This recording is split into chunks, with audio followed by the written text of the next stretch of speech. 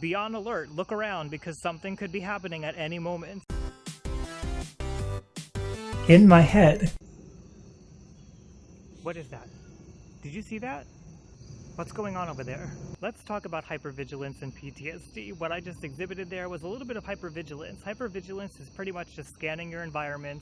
You don't have to say those things out loud, but you're always thinking like, is something going to threaten me? Is something going to come out at me? Is there something here I have to be aware of? And so your eyes are constantly scanning, your ears are constantly listening for things, your senses are just kind of like on fire, and you're always aware of what's going on around you. And some people get used to living this way. We might get used to living this way because we have post-traumatic stress disorder, PTSD. And what PTSD does is it causes us to feel like we're always under threat. Because when we experience a trauma or multiple traumas, our brain kind of gets hijacked, and our amygdala, which is like our threat center in our brain, it turns on a little too high, and we start to look for threats when there maybe aren't even threats around us. Now, this is a normal reaction to trauma. Your brain needs to remember, like, whatever happened to you that threatened your life originally, it needs to remember that. And so it's on hyper alert all the time looking for that thing. The problem is when it gets stuck there, and that's what PTSD is you're stuck in this cycle of always trying to remember what happened to you. That's what the flashbacks are kind of about. Your body is stuck in this mode of feeling trauma over and over and over again. And so your brain is giving the rest of you this signal like, be on alert, look around, because something could be happening at any moment. Now, you probably know that this isn't so logical. You know that most people don't go around looking around for threats, or maybe you don't know. Maybe you don't know because it just happens up here in your head and you don't really speak it out to people. And so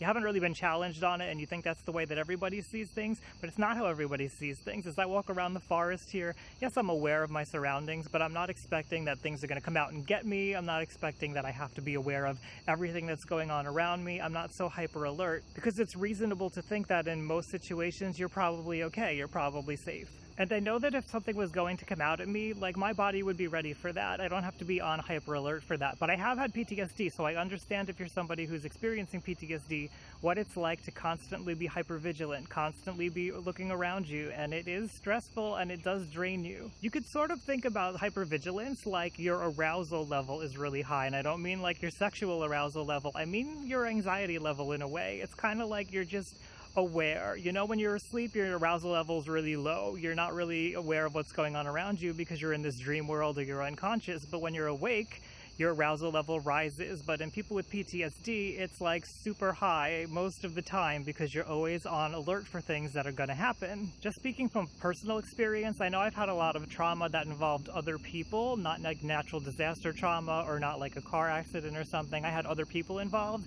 And because of that, I've always felt like a little uneasy around people, and like I always had to have my guard up and I had to be careful about what was going on with people. And I think that's kind of how hypervigilance started to manifest within me. But as I mentioned, living this way all the time is really draining. It's exhausting, and if you're used to it and you're not really aware that you're doing it, you may not be aware that this is what's kind of draining your energy, but having that high arousal level constantly is stressful. It puts a strain on your body. So naturally, when it comes to PTSD and hypervigilance, we want to get rid of this feeling. It blocks us from being able to enjoy the moment. It blocks us from being able to have good interpersonal relationships with people. So let's see what we can do about this. Well, probably the best thing that we can do about this is to go and see a therapist, specifically somebody who specializes with trauma, because trauma is its own beast. And if a therapist isn't aware of what trauma is and how it operates, they can do more harm than good. They may actually re-traumatize you, trying to get you to face things before you're ready to face them. So you want to find a therapist who specializes in trauma work.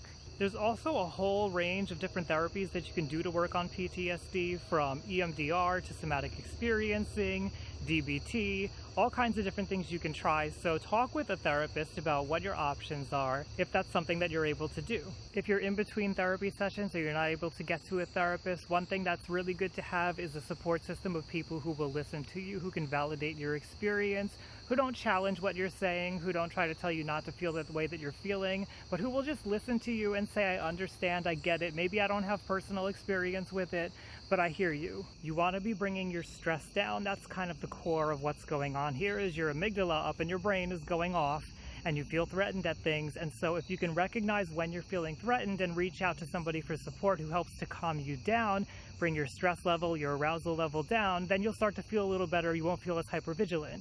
Of course, it always helps to have a therapist or to have other people in our lives who can help, but those people aren't always going to be around, and we have to be able to learn to manage our own stress. So that's something else we can work on. Something that I found has helped me a lot is to pay attention to my breathing. And if I know specifically that there's something that triggers me, that gets me thinking that I have to pay attention to my environment and be hypervigilant, then I will notice my breathing, see if I'm breathing a little fast, breathing heavy, and if it's comfortable, then I will gradually start to slow my breathing down.